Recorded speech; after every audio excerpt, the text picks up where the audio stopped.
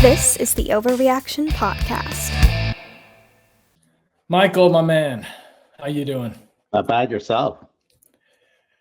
Oh, same old, same old. Awesome. So thanks for coming on. No, it's my pleasure. It's finally glad we're able to do this, and we've known each other a while. I know it has been a while. Yeah, it's been a while. Let's see. Hang on. You just got back from like that Nvidia show, right? Yeah, I was at the Nvidia GTC show, which has been really interesting. Probably my first time going to a pure tech conference versus like a healthcare conference. A lot of what I've done is all purely healthcare related. Yeah. But going to a tech show was very different. It was a nerd hangout. It was kind of fun. So how's it different? I mean, is like the layout different? Is the format different? Layout and format's a little different. There's a lot of more free giveaways in some ways. There was a candy bar, a free coffee bar. They had this night market that happened at the I guess towards the end of the show, like at the end of the day. They have concerts and live music. Jensen Wang was on stage, and so it was really cool to see all that. So yeah, I mean, you've been to like RSNA and HIMSS. Yeah, HIMSS and health. Yeah. So what kind of changes do you think they need to make? I mean, I just came back from the HIMSS conference, so I got tons of so I haven't been to HIMSS in a long time, and I've been to health, and I really like the format of health where it's a bit more less formal. They have the ability to do networking through an app, whereas RSNA is still very traditional. Like you have this list that you have to buy, and for example, you don't get the information you actually need. You can't actually reach out to them. You can send them a postcard, but who gets a postcard nowadays? And so I really like the format of this postcard. Yeah, what do you mean? Like RSNA. If you want to reach out to someone, you can't buy an email list from RSNA. You buy a postal mailing list. So you know who's going, you have the facility, and you have their address, but there's no phone number, there's no email. You can pay to do an email blast, but it's a really hard way to do true networking, like these other format shows like Health, Live. I've been to some other European ones, like obviously we're the ISPOR is another one. Like you message through an app and you connect through an app, which is so much better. Yeah. I know it's very archaic, right? Like HIMSS could be different now. I haven't been to HIMSS in many years, but RSNA I gotta buy a list. And they haven't changed for the last 50 years. I'm sorry, or whatever that is, right? Well, that's kind of the way things are, right? Like it's healthcare, uses that term evidence-based medicine. Yeah. But they will fight even evidence if it means they have to change something. You know what I mean? Fight tooth and nail not to change almost anything. Yeah, so I think some of these older organizations just need to really get up with the time, right? And just really be able to cater both to their audience, their member audience, as well as the sponsorship vendors that they get money from. Yeah, it would have to change leadership. I mean, there's just no way. You can't keep the old guard. Everybody's in their, late 50s and 60s and think that the organization is going to change. We have the same thing here with one of the ski resorts where there's a couple ski resorts here that don't allow snowboarding at all. Yeah, well, that doesn't help me. Yeah, and they push back against like mountain biking. Like Utah should have, obviously I'm a mountain biker, given the proximity of all the cities here to the hills, the resorts, which is so close, right? It's not like you live in Vancouver and you get how long's the drive to Whistler? I mean, it's not just it's an hour and a half, 2 hours. Yeah, same thing for like Denver. Yeah. Same thing for like Denver, right? You're in Albuquerque or Phoenix. Yeah. You got hours to go to get here. You got 20 minutes. That's crazy. But they fight. They fight to change because it's the same old guard who just refuses to change. It can make millions and millions of extra dollars a year if they really did a lot better lift access mountain biking and did some real trails, and they just fight against it. And then they fight against snowboarders. Like I think Alta is like the big one here that got some of the best snow in the world, and they don't allow snowboarders. I can get why. I'm a snowboarder, obviously, and sometimes I'd probably take out a skier or take out somebody the snow off the mountain, right? But no, it is changing. There's a lot of snowboarders out there now too, right? So it's not like it's yeah. I mean, starting out is yeah, and people are getting better. I mean, if you don't want to if you're worried about getting hurt, you shouldn't ski or snowboard or anything, frankly. Yeah. So it's the same thing back like RSNA. Like I go to HIMSS and just the way they have the layouts. And I was talking with Renee Stacy, who she's at Canada now. I'm sure you worked with her before, but we were kind of just complaining about trade shows like HIMSS and the way they have things set up, right? Like you have to. It's so inefficient because you're going from a meeting from here to there, and it takes you 10 minutes of transit or more. Yeah. 15 minutes to get in between. So you're perpetually late. And they don't think about it from the buyer perspective. Like how many IT directors are there that are just shopping like they're at the grocery store? 100%. Oh, sure. We're looking at a automated coding product. Oh yeah. I guess we're looking at some billing system. Oh yeah. We're looking for a new EHR. They're not. There's like a couple things you're looking for. It's like, and if you're even considering Epic or Cerner, you're not looking at a best of breed for something, right? You're an enterprise. So put Epic and Cerner and MedTech and all those guys in one area. Just say this, they're here. And then over here is the coding rev cycle section. Totally. It's just like whatever me shopping at like a mall where all the luxury brands are in one spot, right? Bingo. The Gap and Old Navy are in a different spot because I'm shopping for my kids, and all the electronics is in a different area. And so that way you're not bouncing from one end to the other with killing time. Yeah, and they just forget. So the way the trade shows do, at least in healthcare, is just so backwards and old school and inefficient. And then they wonder why, membership is dropped. Yeah, attendance is dropping. HIMSS attendance is dropping. Like, because what's the value? You're not building it for the actual customer. They don't think about the customer experience. Yeah, totally. I think the other challenge I find is like going to RSNA. Obviously, there's a lot of people there. So you're lining up for food for like 15 minutes to get something that's like completely mediocre, right? Whereas some of these other shows, again, they're not the same size of show. So it's hard to do that comparison, right? But health, for example, they have a great catering area where the food's, really good actually. So you're not lining up, you're not wasting time. You can actually have a lunch meeting versus trying to grab a food or something in between just because you're bouncing between one hall and the other. I wonder how much of it's the union control as well. I don't know about that, specifically on the food side of things, right? But certainly there's a lot of union play, right? There's a lot of challenges, logistics. Right? Like I can't tell you how many times I've either gotten monitors or TV stolen or damaged, right? To the point now that we just buy one at Best Buy. It's cheaper. We don't have to ship it. And some person at the end of the show gets a free TV. Dude, yeah, that's funny that happened. I was telling someone else, it was over dinner a couple of weeks ago, and I don't know how it came up. Like after I'd left class, I started ran a little consulting firm called Catalyst Advisors. We're doing some really cool stuff for like Philips and Microsoft and Carlyle Group, private equity firms doing like management consulting, M&A due diligence and stuff. And so like, hey, we're still in healthcare. We're not doing anything. We should go to HIMSS. I think this was 2011. And I'm pretty sure it was in Chicago. Can't remember when it was.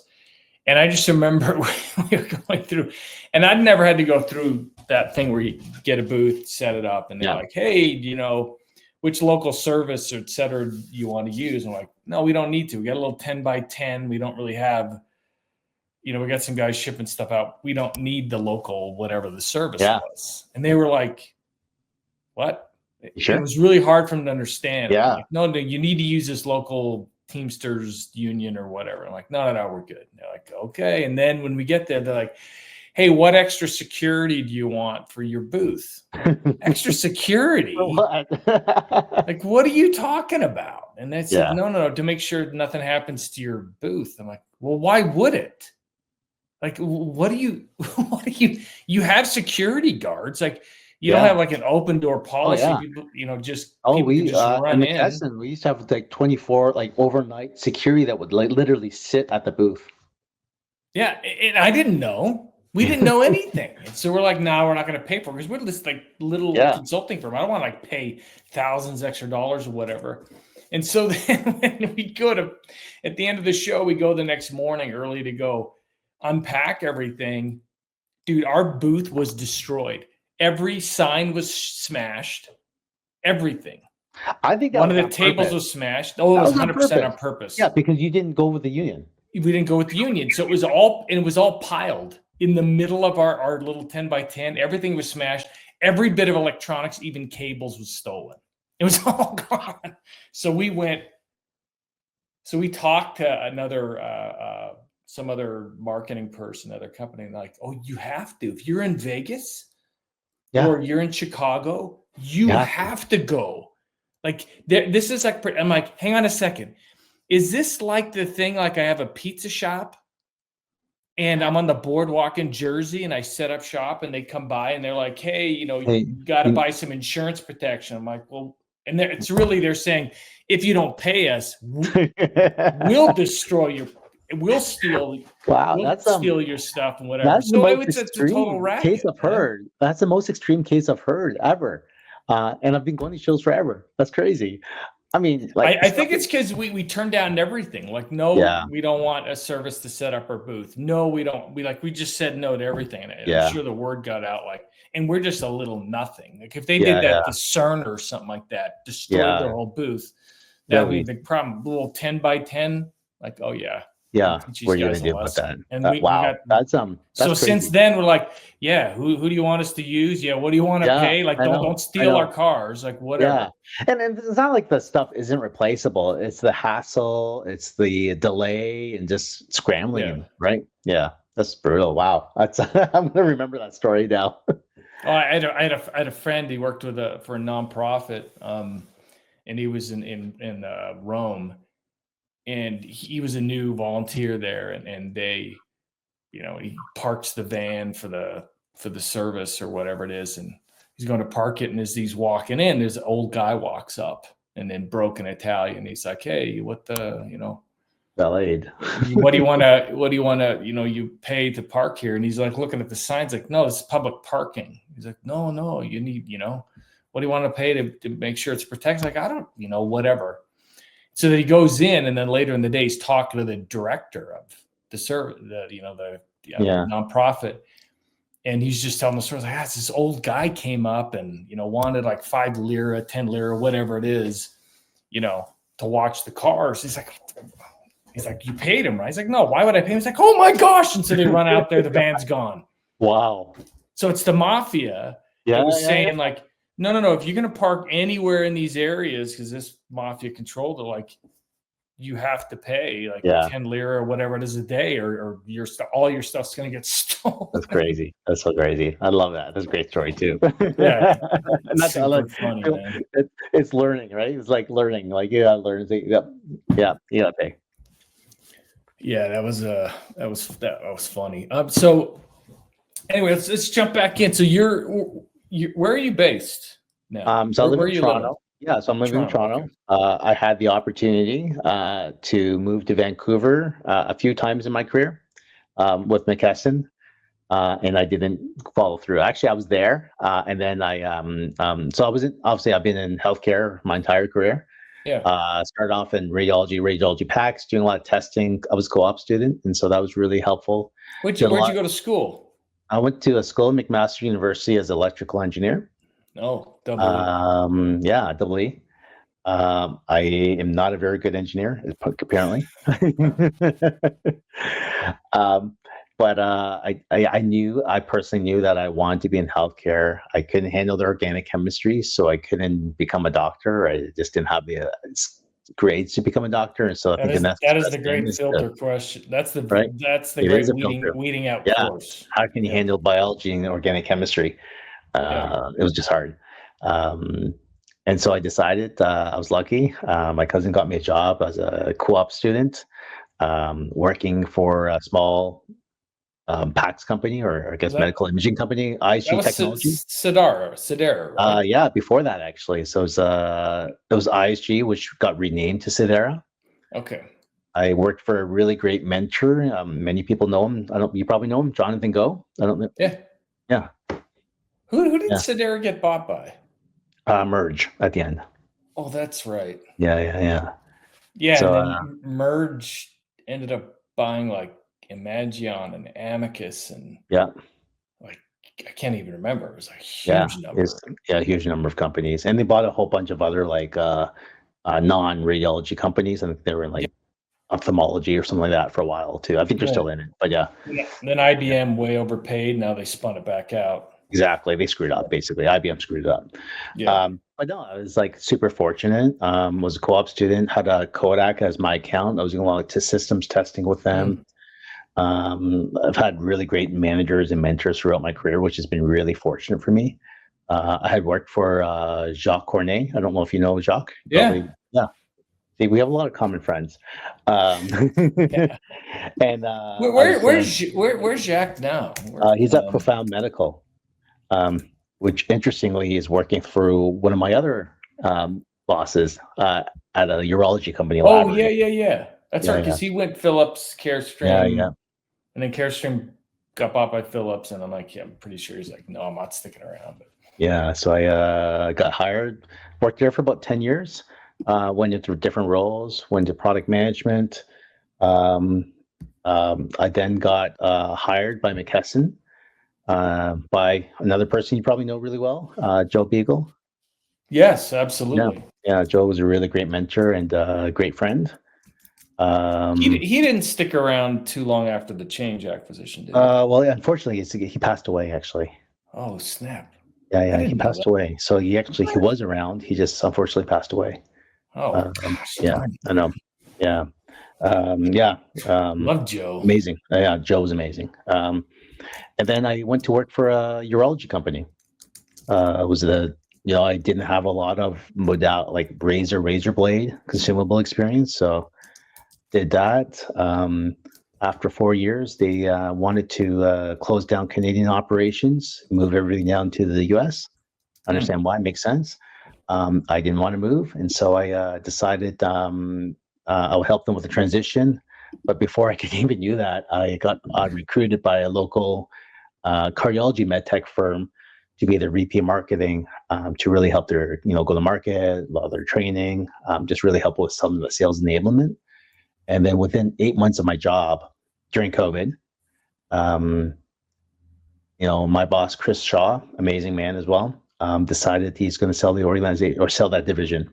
So they sold that to Boston Scientific for like $1.2 billion, something like that, something crazy. It was a really great box. It was awesome. That's an awesome exit. Yeah, and two amazing leaders there, Frank Bayless, as well as Chris Shaw, and they took a lot of that proceeds. And most people would have like bought an island, like started living life, right? But these two individuals, they're just giving back to the community. Start up the foundation. Chris Shaw is helping to build a women's children's hospital in Mississauga. Like, it's just it's a great story. Dude, just because you've made these billions of dollars, doesn't necessarily mean you need to live life, lavishly. He's still contributing, running a medical device company. And for them, it's about impacting patients. And so I think, a lot of really great respect to those two leaders that hey, doesn't matter what I've done and accomplished, I want to give back. Yeah. That's fantastic. Yeah, so that's my career. And then shortly after that, I didn't want to become a big part of a big machine like Boston Scientific. So I decided to do a few things, do a bit of consulting, probably like many people out there, bit of fractional work. Worked for a company, Maverick Medical, doing autonomous medical coding using large language models and AI, which has been great. It's run by a good friend, Yossi Shahak. And then started also working with OneMedNet, that does a real world data platform for life science organizations. And so working for another good friend of mine, Aaron Green. And so as you can tell, I have a very common common theme in my my job and relationships with my managers, right? I just have really good, decent relationships, and different, all of them really good friends still. That's awesome. So let's dive into OneMedNet then. Like, I mean, what attracted you to them, and what keeps you? I mean, you could have gone to work, could still go to work for a lot of the different companies. What is it about? I mean, obviously working for Aaron is great, but what is it about OneMedNet? I love the management team. The management team is just really on the ball. We're working together. We're communicating. We're really just striving towards the same common goal. I didn't want to work for like a large multinational, just because I just didn't want to be that, small cog in a big wheel in some ways. Yeah. Right. I wanted to like really make a impact. I wanted to drive my own results. I wanted to actually be hands-on a bit. And so, which sometimes is a curse, right? Being hands-on so much and also trying to lead the strategy as well. But to me, it's just like, how do I actually be out there and try to do what I can to, either innovate in healthcare, impact patients, and drive better medicine throughout. A cliche, but it's kind of been my mantra throughout my whole entire career. Yeah. So how does OneMedNet do that? How is it like? What's the big benefit of organizations working with OneMedNet? So really, we work with hospitals to help them provide real world data. So we take their data, we help them de-identify it, organize it, put it in cohorts, and then we provide that to life science organizations who could either do it for research, accelerate post-market surveillance, use external control arm for clinical trials, or even use it for AI development for their algorithms. That's very cool. Yeah. So I think, I like to say is like whatever we do to help them just accelerates new devices on the market, new drugs, just getting better healthcare to patients. That's awesome. I mean, and it's just so much.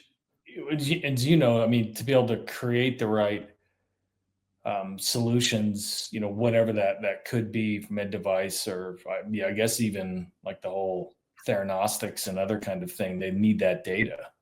They need the data. They need to figure out how to do it in such a way that's quicker to market, time to market. All that's important, right? Like it just, you may not necessarily need to be the first one, but you certainly should be the best one out there. And so I just, by having the right data, you can train your algorithms to get to the right, either diagnosis, therapy, whatever that is, or even just accelerating getting drugs on the market, or just getting it cleared in different markets as well. And what kind of obstacles do you guys typically run into? I mean, because it seems like a no-brainer, but at the same standpoint. Yeah, I think, obviously, sometimes some of these rare diseases, it's just the sample sizes of the data is pretty small. And so that's obviously a challenge with any organization. And, OneMedNet is a small organization. It's ramp up. It's like we just don't have enough hands to actually be able to do what we want to be able to do. And so you got to learn how to prioritize and focus, which is, everyone's challenge every day. Yeah, but it's been fun. I think the team is amazing. I've had really great experiences so far. And I was just telling a friend this morning, if I could do this job, until I retire, I'd be happy doing it. Oh, that's awesome. So where do you see more of I mean, obviously the US is a massive market, but I mean, I can't imagine this is just specific to one. No matter what happens in the US, the US will always be the number one market for healthcare products, right? Sure. By far, right? We all know that. And so I think no matter who you are, what you're developing, what product you're working on, you will always need US data. Gotcha. Yeah. So, yeah. But are you seeing like other geographies getting interested in it, like anywhere in Europe? Yeah. So we obviously work with a lot of the European manufacturers looking for US data. So our product is really 100% US focused. And so, so even though, it's weird, like obviously I'm Canadian, but I've worked in the US healthcare market longer than you can imagine. But I know it way better than my own healthcare system. And so like, it's kind of, like I know the payer system, I know the codes, I know the hospitals. And you ask me in Canada, it's like, yeah, maybe from a personal experience, but I only know my community hospital. I really haven't dabbled much in the US Canadian healthcare market. Gotcha. So do you see more traditional tech companies and AI with AI offerings, et cetera, interested in the data? Yeah, Or is like it I think, more I think early on, I've seen obviously demand from pharma and med device, and the demand is still there, but there's a lot of demand around AI. Yeah, as we can all, so obviously, there's a lot of things that can be done with the large language models. With massive amounts of data, you can actually start to do some predictive medicine that will actually hopefully change the way care is performed. Gotcha. It was interesting. I'm following a couple different, I'm not necessarily podcasters, kind of thought leaders, et cetera. They're talking about how it's the wrappers that go on top of that can be built on the LLMs where a lot of the value is actually going. The LLMs themselves are becoming more commoditized, which I guess really makes sense from an infrastructural perspective, because it's the early days of cloud. You could charge a lot for cloud services. In the early days of databases and stuff like that and infrastructure, you charge a lot. But over time, it's like, okay, you don't want super creativity in the way a database runs. Like everybody knows what it is. But then once you get up to the presentation layer and the UI UX, that's where the real value gets added to it. And obviously it makes sense that the same thing would be happening in the AI space. Yeah, no, that's actually very true. Like when I was at Maverick, one of the things that I learned very quickly is that you just can't apply any language model to do medical coding. Yep. Right, because it's not, and you'll get a lot of this AI hallucination where you think it looks right because you're so confident that telling it is right, but it's actually wrong, or you're leaving dollars on the table. And so what you need to do is you need to develop your own language model that could be based on one of these things. And so that way you're training it, you're teaching it properly, and then it's then able to do the tasks that you need it to be able to do. Yeah, it makes total sense. I mean, that's what we're doing. The path we're heading down with our platform, because we get a lot of organizations using it to get feedback from their customers or from their patients or from the market. And so we couldn't just get any sort of large language model and say, great, because it doesn't know, because it's based on, okay, you're going to get your customers, your patients to respond to a survey, to do research. Well, it isn't necessarily the questions. Like having AI help you put together questions like, I want to know which patient to be loyal. Oh, great. Spins out an NPS. It's more about, what kind of patient, what kind of care did they receive, et cetera. 100%. Is it an ongoing chronic disease? Is it, iterative thing like Jeremy just breaks another collarbone and they don't want to see him. Just get the image, get this idiot out of the whatever. Well, how do you approach? When do you message them? What do you say in the message? Then how do you analyze the results? Like it has to be trained in very specific ways to give the proper recommendations. 100%. Yeah. And the more data points you have, the better the results will be, right? And so, my son is a very good example where he was using ChatGPT to figure out how he was going to do his wiring for Raspberry Pi to control his motor. Completely wrong with ChatGPT. Yeah. I was like, that doesn't make any sense at all. But that's what it says. It doesn't matter what it says. You need to be able to double check and verify. And how do you know how it was to be able to get there? You're using a generic model, right? And so I think you learned the hard way in terms of you actually should still know the basics. Leverage the tools and be able to get there. Yeah, I remember I was in a debate with somebody because they have the big NCAA tournament down here, and the big, call it the big dance or whatever it is, men's college basketball. Kind of a cool event. And it was during one of our business meetings we have like a lot of companies do, like Monday morning meeting, you get leadership, different teams. And so invariably, a couple weeks ago, people know, hey, what's your bracket? Who do you have winning? Houston, whatever it is. And someone was then asking, I can't even remember what it was about. It was about one of the teams, like, hey, when's the last time they lost by 30 points? So I went to ChatGPT and just said, hey, when's the last time Kansas Jayhawks men's basketball team got beat by more than 30 points? You'd think it'd be pretty simple, right? Yeah. Got it completely wrong. Really? Interesting. That to me, that's a simple answer that it should know. Correct. But it couldn't. And so to your point, you have to you don't want to trust. I won't even say trust, but verify. Just say you It's just like have to verify. Yeah, you just have to fact check it. Yeah, 100%. It's just like, someone saying, the sky's blue. Great. Is it really blue? Or is it green? Right? Depends on if it's green, you got a tornado coming. Yeah, exactly. Yeah.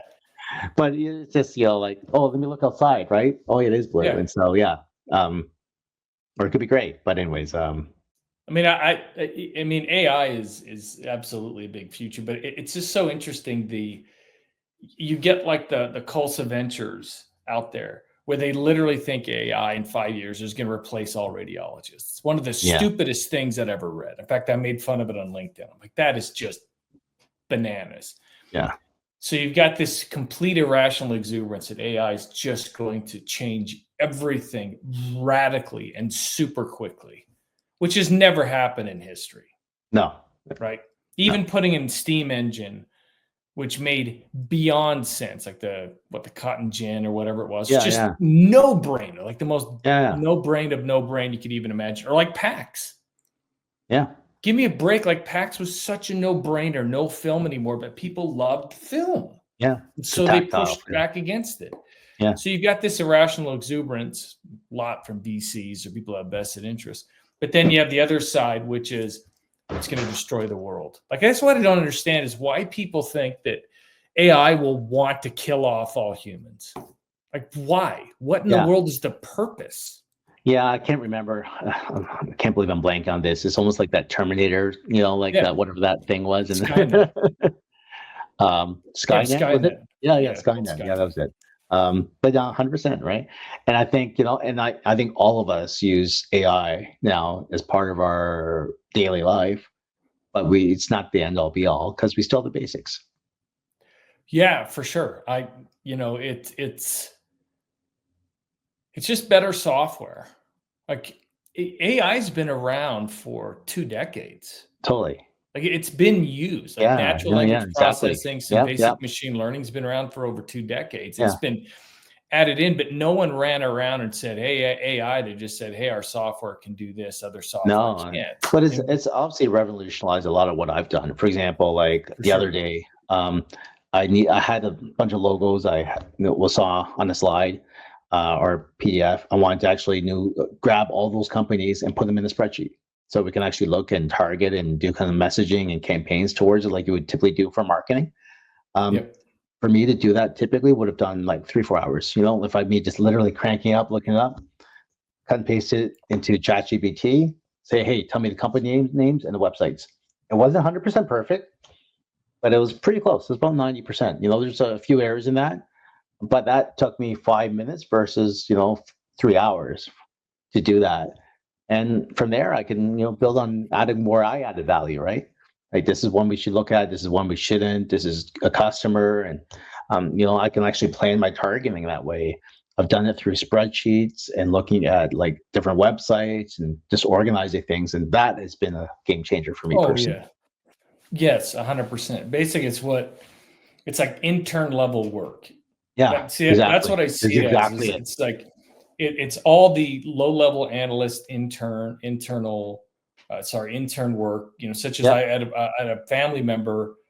She has a company that she's a part of, and it's really small, but it's trying to grow. The owner of the business is not a business person, more of an idea person, and she's like, we got to come up with a new agreement, new contract for clients that come in. And so she tried putting it together, and I'm like, hey, why don't you just put it in? She has X, and like in Grok, the Grok 3 is just as good as I've used both. I don't really care. Yeah, I don't care either. And so they used Grok and just put in a prompt like, hey, can you look for redundancies? Can you look for whatever? And within, no joke, 2-3 minutes, it had gotten rid of it. Say, get rid of this, get rid of this. I'd suggest do this. Say, okay, fine, then do it for me. Show me the version. And it did it. Made a comparison. Say, hey, can you do this now according to state of Utah if there's anything weird? And it goes, oh, yeah, just change this to make sure it complies with Utah. Done. Like, you know how much it costs to go to a lawyer to do that? Probably charge $1,500 for something that Grok did in literally 5 minutes. Not that I would like. Really good. rely 100%, but at least you started a good framework, and then the lawyer could just still quickly review it and say, "Yep, that's good, right?" Instead of spending $1,500, you spent $500, because you're not spending the 3-4 hours to do that. But it's exactly what you said. Like, that's exactly what I would tell an intern: change this, do that, fix that, and it's done it for me in a very autonomous way. Yeah, and review, because you know how it is. You probably get these we get contracts or revisions on some of our subscription agreements, and they've redlined things and changed. I mean, just enormous amount. Yeah. So we put it into ChatGPT or Grok and just say, "Can you look for this? How does this change our liability? Yeah. How does this, whatever?" And it comes back immediately. It's crazy. Says, that one is contradictory to this clause. This is contradictory. This.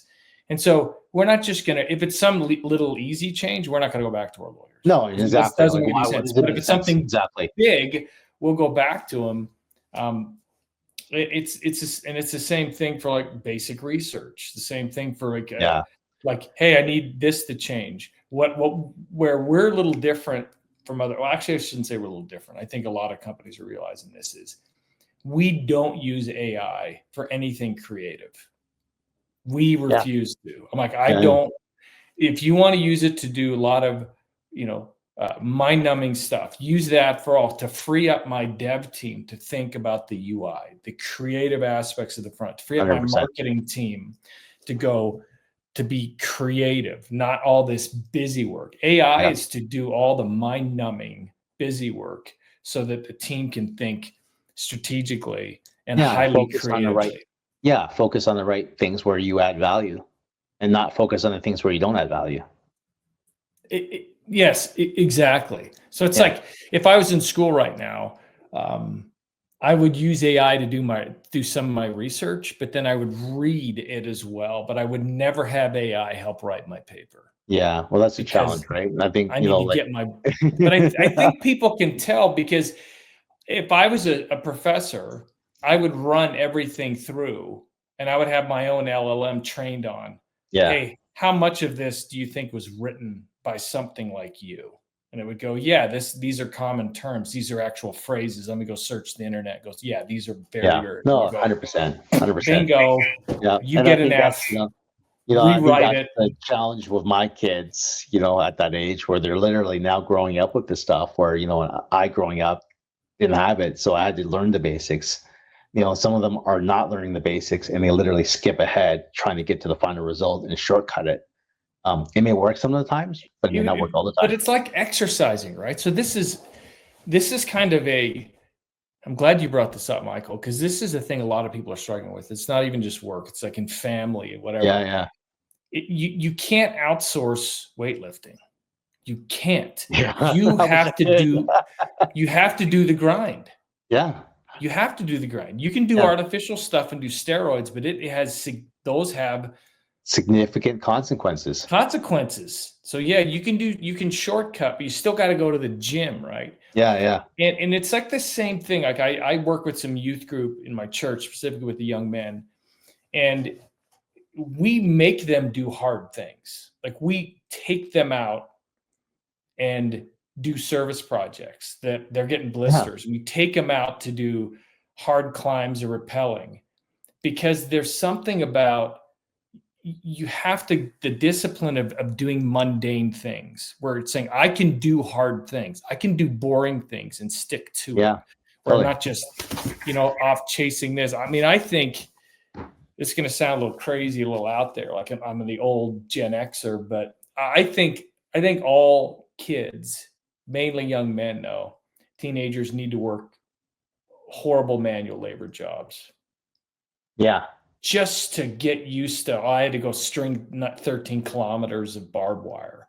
I had to dig trenches, instead of just. I agree. Because there's just that grind that builds your character and then builds that part of your body to go, I can do hard things that are mundane and boring. I actually can. I can do it. Yeah. I absolutely agree that. It's actually a really good, I'm going to use that this weekend when I'm actually getting my kids to clean up the house or something like that. It's the reason why I worry about. You see a lot of these. We're just not building emotional resiliency and mental resiliency in our kids, because we're trying to remove every kind of obstacle for them. Like, there's meant to be opposition. They're meant to be things we have to overcome. You make you stronger, physically stronger, mentally stronger, emotionally stronger. You don't get an immune system by never being exposed to any sort of bacteria or virus. In fact, it's the worst. Eventually, when you do get exposed, that's why kids that grow up they have pets, they go out in the dirt, they actually have lower incidence of allergies, because as early they're exposed to this, the body overcomes. And I think from an emotional, mental perspective, it's the same thing. How do you help kids, young people, arm them with resiliency that they develop themselves? Because it can't be given to them. They have to develop themselves. No, it's a really great point. Like, for me growing up, like, I didn't do a lot of sports, right? And so, a lot of people that know me know that's very true. But my son, as you know, is in competitive figure skating, and he's learning that, like, right? He's learning how to lose, how to win, how to push it, right? He falls, he gets hurt, he gets embarrassed. Okay. It's okay. That's all right. And I'm there to, just with like anything, just to support him, but I'm not going to do it for him. Because I can't in this case, right? Yeah. And I don't think that every young boy needs to do sports. Well, I think they need to do physical things, though. Yeah, totally. Just get out and get out there, get off their device. Though I'm probably the worst guilty person on being on a device. Yeah, I am too. I've had to discipline myself, just because there's always something to do, right? Like, you kind of justify your distraction because I'm reading a book. Yeah, or it's work or whatever that is, right? Yeah. And so it's one of the reasons I do mountain biking so much, is because a lot of places I go, there's no cell coverage. Yeah. And so I'm off it. And it's just that thing of having just unplugging. It frees up my brain. Like, the best ideas, almost without exception, don't come in the middle of my workday, because you get so crushed. It's those times when I'm not thinking about work, when I'm not on the internet or reading a book. It's just I'm out on a hike or I'm mountain biking, and I'm not I don't listen to music. I'm just, nature, whatever. And then somehow it's like a Zen state within like 15, 20, 25 minutes. I'm just going through scenario. Things are coming to my brain. Like, it could be about my kids, could be my wife. A lot of times it's about business.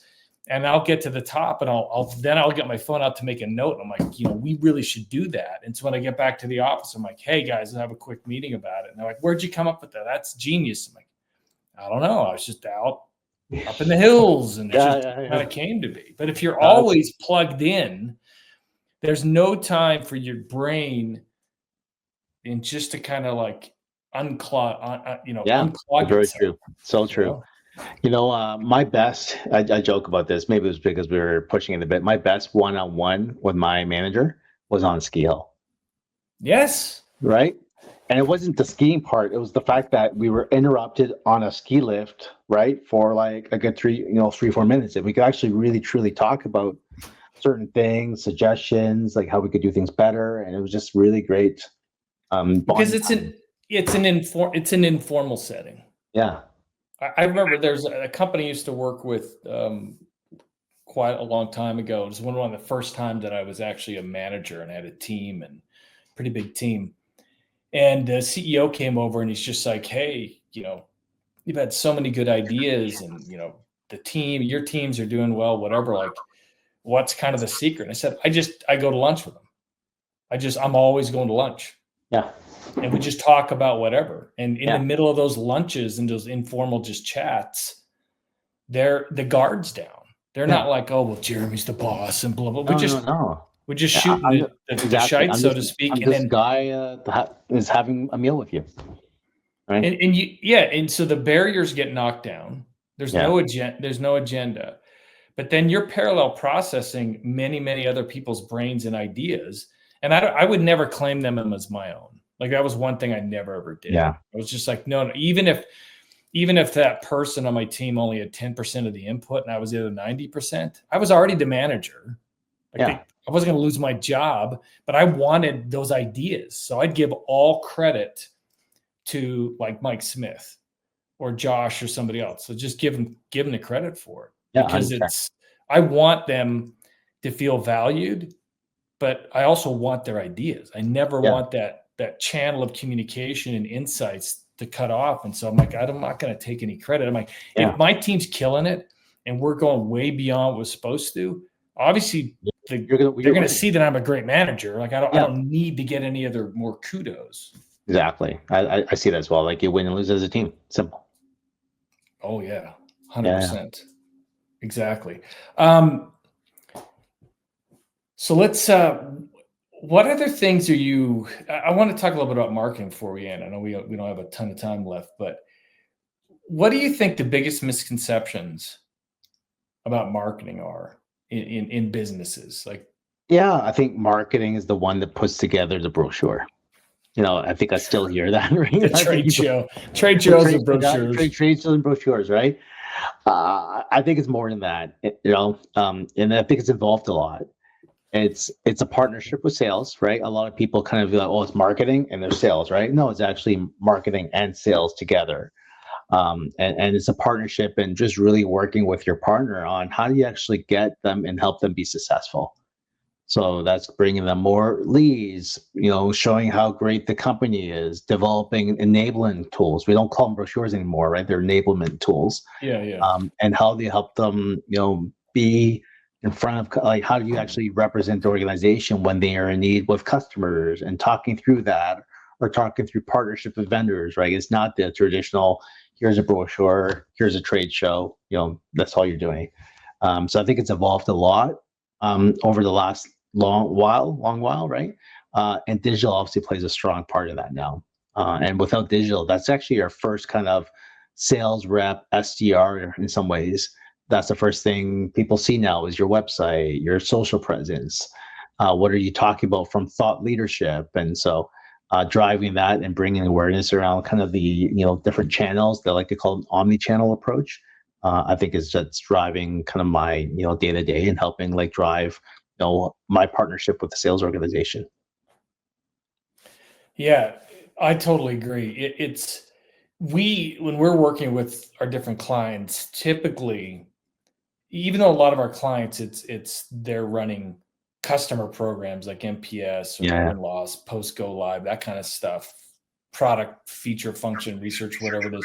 Marketing is typically the head of marketing is the individual that we're working with, or our teams are working with, mainly because they're kind of like the grown-ups, adult supervision for the company, which sounds a little odd. And people say, well, what do you mean by that? And what I mean by that is they understand, they have the higher emotional intelligence and the relationship connection, and they can look at it and go, how is that going to get perceived? For me, that's who we prefer to work with, because that's what marketing brings to a company. And for me personally, like, I think it's the balance, right? It's a balance of being aggressive and hungry to help to win the business and understand what drives the business. Mm-hmm. But at the same time, there's a pragmatic part of it that, understands, these are the things I need to be able to do to be able to get to that goal. And so I think it's the ability to break down those kind of complicated things and just kind of, be able to actionize it. Yeah, we've even seen in some of our clients where marketing is running the actual customer programs, and it's not the customer success teams, which is, I always found that's a little weird. That's a little strange to me. Like, and I talked to some of them, and mainly what the reason it happened is, and I talked to this person who's actually head of strategy and head of marketing, and what he said is, well, most of the people that are running customer success came from like technical support or customer support. So they're very tactical.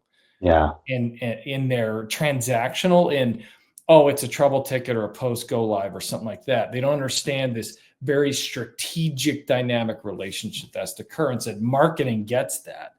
And so marketing is running the voice of customer program, the net promoter score program, the CSAT programs. And then the customer success team is running like the post go live or the trouble ticket, like the day-to-day, the day-to-day stuff. Yeah, I guess that makes sense. I think also like in some ways you want almost a third party, neutral party to look at how the customer success team is functioning with the NPS scores, right? And so maybe that's why some of them are running separately as well. Yeah, I mean, most of our clients, it is the head of customer success or whatever it is, but there's just some, it's just interesting enough that there's just some where it is marketing that's doing it. So I had to ask the question, like, and marketing is a very broad term, like for me and some of the organizations, right? Even though I was the head of marketing, but marketing also meant product management, product marketing. Super important. Right. So it's like, coordination. And so it's a really broad, title in some ways and scope of responsibility. But it's an important role. Would you say that and I don't know if there's I guess I'll just ask it the way, do you see product marketing, product management being the most difficult form of marketing or function within marketing? Yeah, I don't know if I have a really strong opinion of that. I think sometimes it's like titles are just titles, and at the end of the day, we all have a kind of a job and role and responsibility to do, and so you just really need to kind of coordinate, organize, be structured in your approach. I think obviously I came from a very strong product management background where I think the product roadmap, working with stakeholders, customers, getting their voice of input into the roadmap is like super important, right? Versus having some team go off and develop what they think is the greatest thing since sliced bread. And that necessarily doesn't really translate well to what's really needed for a product perspective. They may be really cool technically, but at the end of the day, like what problems are it solving and how is it making my life better? Yeah. I was just thinking, getting back to AI, it's like in any different part of a company or roles, which ones could AI do more of? And to me, product marketing, product management is possibly the one where AI would have the hardest time. Yeah, like I think most of that job. Yeah, like the roadmap stuff, because you're not getting what you're going to produce is something that's generic and not customized towards what you really are trying to solve in the market. I think it can help once you have your thoughts in place. It can actually help articulate that message better and phrase it better. Or you can ask things that you're missing, but I think you need to start with the voice of customer. Like, I don't think that will ever go away. You need that input. Yeah, 100%. Any other things we should be covering? Is there anything like that's going on in the industry or that you think we didn't cover that you were hoping? No, I think it was really. Now for me, I wasn't quite sure how this conversation would go and whether or not we'll be talking for an hour, right? And we didn't get to my hobbies and things, but that's okay. We can save that for another time. But no, it's been really great. That's awesome. Well, great, man. So we'll put in the description in the podcast notes or YouTube details a link to your profile so people can follow you on LinkedIn. We'll put a link to the OneMedNet site, and you can send me any other areas for you or for OneMedNet or whatever that you want actually people to go to when they watch the podcast. Yeah, really awesome. Well, thank you. Awesome. Thank you for having me here. It's always great to connect and love staying in touch. We'll have to do this again. Yeah, sounds good. All right, thank you. See you, Michael. Have a good one.